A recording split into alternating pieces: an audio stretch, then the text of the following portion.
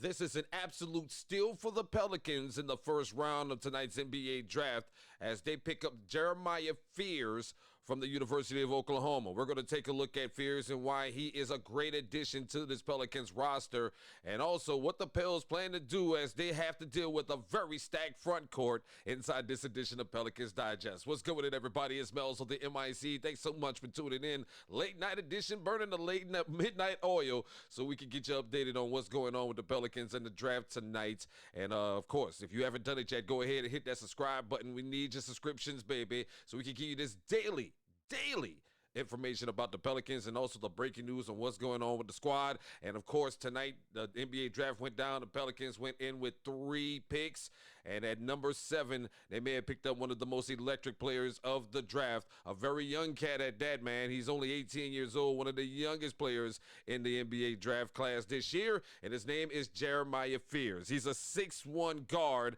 weighing in at 180 pounds from the University of Oklahoma. He averaged 17, 4, and 4 in his freshman year at Oklahoma and ended up on the SEC All-Freshman team and was also a gold medalist with the FIBA U18 America team. So, man, this kid is explosive, and I think the Pels got themselves a great pickup right here at the number 7 position in the first round because, again, you need the Pelicans. One of the Pelicans' main problem is they haven't had a floor general or a guard that can light up the scoreboard and also lead this team and also not be injury prone. They've always tried to go with veterans in some shape or form, see CJ McCollum and stuff like that. But right now, you picking up a guard who can step in and back up Jordan Poole this upcoming season and also fill in for needs when Murray's not here. He can put up numbers, man. He has some big numbers while at the University of Oklahoma. Here's some of his stats. He scored in double figures in 30 of 34 games. Again, this is a freshman, man. He got up in that quick and started handling business once he got on the squad.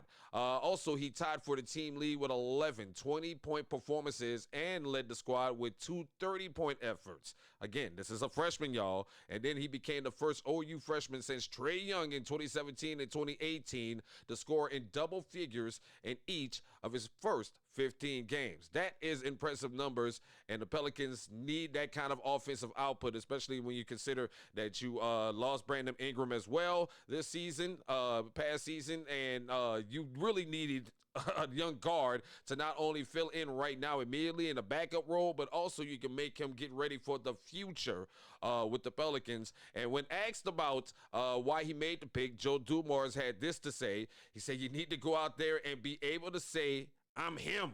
And he does that, and that's one thing he's been talked about in draft circles for weeks about this sort of confidence that he has shown when he's out there on the floor. And also talking to other NBA analysts, they've said that he is not cocky but confident.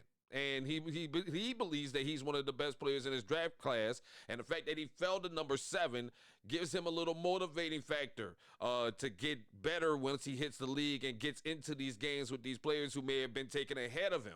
So, man, I think this was a great pick for the Pelicans, a great pickup for them that not only sets them up for contention this year, because, again, he can step in and back up for Jordan Poole and also fill in for Murray while he gets ready for the season coming off an injury. And also, you can sign him for a low number right now and see if he can put up some big numbers and then lock him in for the future as the point guard of this franchise. And also, please, don't forget why you at it, baby, and why you here kicking it with us, man. Hit that subscribe button and subscribe to Pels Digest so you can get this daily Pels content as we look at one more thing about Jeremiah Fears and his first-round pick tonight with the Pelicans. Oh, there it is. Some of the pre-draft pro comparisons made by websites for Fears were that Jamal Murray, John Wall, Jeff Teague, Monte Ellis, and Reggie Jackson, primarily quick or fast guards with the high-level ability to penetrate and get into the paint and up against defenses. And again, that's what the Pelicans need, especially in the point guard position, because they have not had that in a long time. A point guard that is able to penetrate and also has great handles and great creativity with the ball. So I think this is a great pickup once again for the Pelicans in the first round. And there's still more work for Joe Dumars to be done because he already has made a trade in the draft tonight. He's already made a move with Atlanta and picked up a center, so you've already got a backup center. But one thing thing that the Pels going to have to concern themselves with, in my opinion, is the situation at at the point guard position now with the Pels. Because now when you bring in Fears, you have 8 guards on the roster. You got Jose Alvarado, Alfred Payton, Brandon Boston Jr., who I think showed some flashes of great play last season. Also Antonio Reeves, and of course you got Murray recovering from injury, Jordan Hawkins, and Jordan Poole. So I think at some point in the season you could deal a couple of these guys and maybe step up into the to get another better positional player if you need one, if it comes up, if the need arises during the season, or you can get use some of these guys for draft capital in the season, because now the Pelicans don't have any picks in the 2026 draft. But luckily for them, they can still fill out this roster and still keep it manageable as far as salary cap. As I talked about in the previous video about the CJ McCollum trade, Gail Benson does not want to pay the luxury tax. So so the Pels have a lot of flexibility right now, not only with money, but now in player capital, as far as they've been able to move some, maybe be able to move some pieces during the regular season if things don't work out, or if things start to get a little sideways with this team. You got a lot of guards that you can move around and get some contracts off of you if it's needed, and use that to get some draft capital back next year. But this is clearly, in my opinion, a move for the Pelicans to try to start winning now. Okay, and while they're still building down the road, I think this move will also help them start getting into the phase of trying to get into the playoffs and get back into a winning position now in the 2025 and 2026 season. If, once again, we always got to say this with this team, man, if they can stay healthy. If everybody can stay healthy, you have at least a lot of guard depth that you can get busy with. And you also now, with the backup center that we're going to talk about in another video here with Queen out of Maryland, that you just picked up in the first round, moved up to 13 to go get him. You must think highly of him. You got him to back up Misi now, who was injured at some points last season.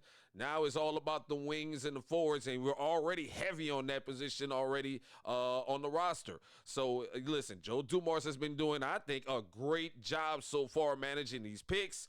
Not focusing on trying to chase after big, huge name free agents, and still conserving not only cap space, but also player capital for future use, just in case things go sideways this season, man. But so far, great moves from Joe Dumars, and we're going to keep a lookout on what his next moves are going to be as we head into the second round of the draft tomorrow. So make sure you check back in with me tomorrow. We're going to take a look at the Pels' other first-round pick, and also look at what's going on with their second-round pick, or whatever they decide to do with it. Who knows? They might trade that. We'll see. What we want you to do is make sure you hit that subscribe button, baby. That's right. Go ahead and hit that subscribe button. Tune in and rock with us on Pelicans Digest so you can get your daily dose of Pelicans content right here, baby.